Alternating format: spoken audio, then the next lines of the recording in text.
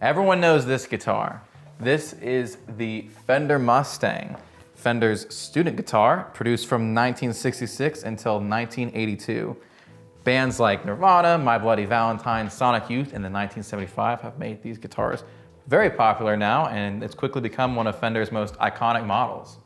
But it wasn't always this way. As I said, the Mustang was originally a student guitar. This was not like a pro-level guitar. Even though between 66 and 82, every iteration was made in the US, it was really just supposed to be kind of an entry point for Fender. These were discontinued in 1982, and something of note is that all the bands I just mentioned came way after 1982. So I obviously wasn't around for it, but I think it's safe to assume that when these were originally discontinued, there probably wasn't much controversy. It probably was just time for something new. The reason that a lot of bands gravitated towards these in general was just because they were so cheap in the 90s and very attainable, and they're a cool guitar. In 1982, the Mustang would be discontinued from production, and it would actually have a successor that a lot of people don't know about. This successor would never go on to be as popular or as iconic as the Mustang, but they exist, and they're actually one of the cheapest vintage Fender guitars you can find if you consider early 80s vintage. Let's go check them out.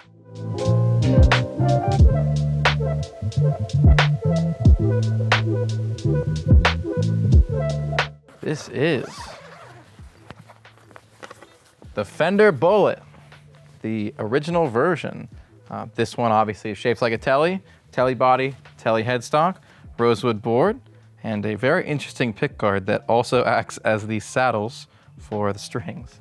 So pretty wild. These guitars were designed to be as cost-effective as possible so they could have the cheapest possible entry point for Fender. But like I said, this is still an American-made guitar, which is really cool to see as a student model, as that's something you'd never see today. When Fender was starting to develop the Bullet, this was actually not the first iteration. They first tried to make them over in Korea, but they weren't able to get the quality standards to the level they wanted.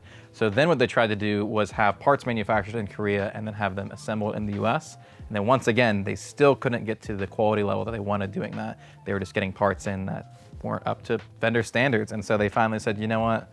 We're just gonna do it all in the States, and that's what we landed on here. Crazy enough, we actually got literally 11 of these American-made Fender Bullets in one deal just a couple weeks ago, as well as 2 Japanese-made Squier Bullets.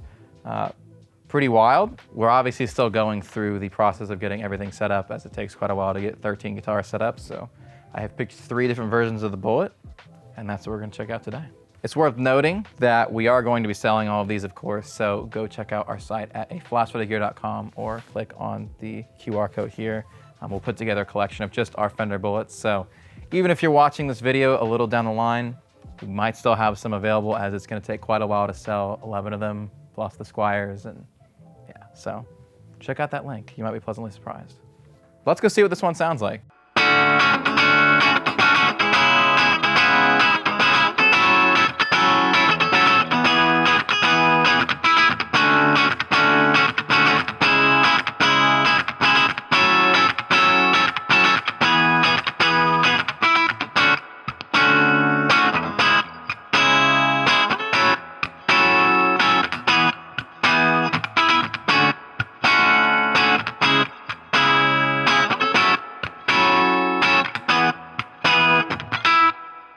Checking out this first iteration of the Fender Bullet. This is definitely a cool guitar. It's certainly quirky. I actually really like how this sounds. The middle position is quite welcoming here. It's a little different than a Strat because obviously you have a neck pickup and a bridge pickup and no middle, so you're getting these two, which is definitely a interesting sound. Almost somewhere in between a Strat and a Telly, but it doesn't have the bite that a Telly would. So yeah, that's definitely interesting. The neck profile in here is probably the most maybe odd part about this. It's a really interesting profile because it almost feels like a V, especially towards the lower frets. This definitely kind of comes to a soft point and then kind of rounds out as it goes up, but it has somewhat sharper edges than a C profile. So it almost takes from a D profile and a V profile and combines it into this thing. It doesn't really feel like anything else. I know some people have said that these are really similar to 60s Telly necks. I don't know that that's accurate, but I also know the profiles on these guitars in general are supposed to be pretty all over the place, especially regarding these first iteration of them. By the time that they got to the D profile, which we'll look at those ones next, they get pretty similar from bullet to bullet, but allegedly these ones with the rosewood boards were very inconsistent, and this is certainly a unique neck. This is a cool guitar. I think it definitely leaves room for things to be desired, but I see the vision here. The Bullet went through a number of iterations. Let's check out the next one. By this point, they have now switched to a Strat style body, but they still have the pick guard with the patent applied for saddles as part of the guard, which is wild. This time you get one humbucker, so this is the H1 version. They've evolved the neck profile of this one quite a bit too, so this one's a more standard D shape and is actually pretty comparable to like a Strat of the same era. We were just looking at an 83 Strat, and it felt fairly similar. The Strat had a little bit thicker neck, whereas this one's a little thinner, which I actually think could be really, really great for a new player. But the D profile is definitely a choice. If you've played a guitar with a D neck, you know that it's a very particular thing. So this is really cool to see this example in its original case with that little sticker on there. As in 1981, they applied for a patent for this style guard with the saddles, which is hilarious, because I don't think they've ever revisited it since. And it wasn't until 83 that they actually got the patent. This one, you even get the little book with pictures of the different versions that Fender offered at the time. Look at that. So this even has a coil split button, so pretty cool. This one, I mean, look at this. This has the warranty card you could send in, but what's even cooler, see how you would tear down the perforated line there, but no one's ever torn it off.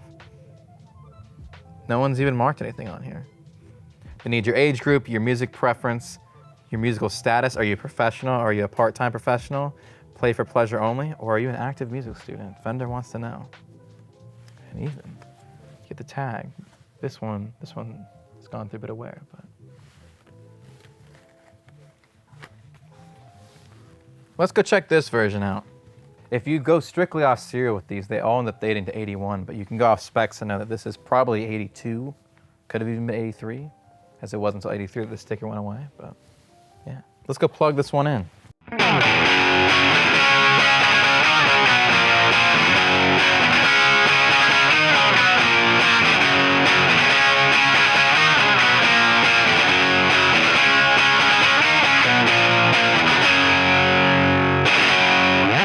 So getting into the humbucker version now, this rips. I personally like this a lot better than the last one we looked at. This humbucker sounds incredible. And like I said, this one actually does have like a single coil split option, so. Here's your humbucker. Then you've got a single coil. It's actually not bad. I'm not always the biggest fan of guitars that have like a humbucker pickup with a coil split, but this does it really well, and I think it's because this humbucker is just two single coils that are put together, so maybe it's just bypassing one and then making it a proper single coil, but whatever it is, it seems to work here and I like it. The neck feels way different on this one. It is much more of just like a slim D profile as opposed to the last one we looked at. I do like this better. It's definitely not for everyone, but if you were a beginner, I could actually see this being like a really perfect profile because it's just so thin, very minimal controls here. And I like this actually more than I expected. This is pretty cool. As me and Thomas were kind of passing these around, playing them earlier before the camera was going, he noticed that actually this and the next one I look at felt a little less like substantial than the first one. And I think there's definitely something to that. The first one, it feels more like what you would expect, but it's not as much to my taste, where this is closer to what I would want in this style guitar. So that all comes down to personal preference. But yeah, I don't know, there's definitely something in the neck profile of the first guitar that felt a little bit better in some ways than this, but they're both just different. I would think as Fender was dialing these in year after year between 81 and 84, as they were kind of figuring out what they wanted to do with this line, I would think that this guitar and the next one to look at are probably more true to the vision of what they were going for. They definitely were still figuring it out with the first iteration of the Bullet. So I don't know, maybe that's why for me, I tend to like this a little more, but if you prefer the first version of the Bullet, that's totally valid. If you were a beginner guitar player in the 80s, I mean, this is great. I can't imagine this not being a great place to start. It's simple, and it sounds good, and it stays in tune, so what's not to love? The original retail price for these was $199 or $249 with a case, and adjusted for inflation, if you wanted one of these with a case, that equates to about $800 today. So around the price of a Player 2 Stratocaster or Telecaster. I think it's relevant to note that like throughout Fender's entire career, they've always been putting a lot of work into having a great guitar available at that price point. Whether it was when I was growing up and you could get a Mexican standard Fender for $500 new, or back in the late 90s, early 2000s when it was more like $400 for a Mexican Strat brand new from whatever big box guitar store. They always have tried to have something good in that price range, and I will say this definitely lives up to that. Just personal preference here. If you told me that you could have this guitar or a new Player 2, I'm definitely going this. So this is gonna be the last one we're gonna check out today. And spoiler alert, it might be my favorite. This is the Bullet S2, and it's funny, they took all that time to get the patent sorted for the bridge only to replace it with a traditional hardtail bridge, which to me, this is the right bridge. Strings go right through, very simple. You love to see it. I like this guitar. This was, I think, the first Bullet we checked in when we got all these in, and Kaylee immediately said this looks like a Fisher-Price guitar. So let us know down below in the comments if you think this looks like a Fisher-Price guitar. I would say it does, but I'm pro Fisher-Price, so that's all right. Like the first one I looked at, 2 single coil pickups, 3-way selector, and yeah, let's check this one out.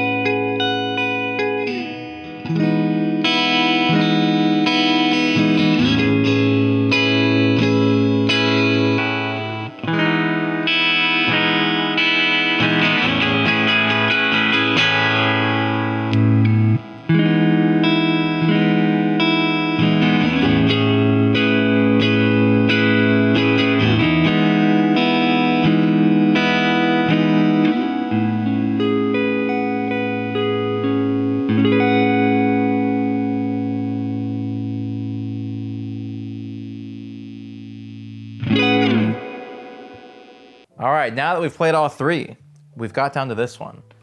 This one is kind of my favorite one just because it has the hardtail bridge. I mean, to me, this is it. This is the correct way to do a Fender bridge. I like string through. I like this. I'm not the biggest fan of top loading bridges. This is simple and it works. This is what I want. If you told me that this is all you have and you need to go do some gigs, I would be very content with this, which I think really speaks to the quality of these and the quality of what Fender was trying to do as a more like entry point guitar.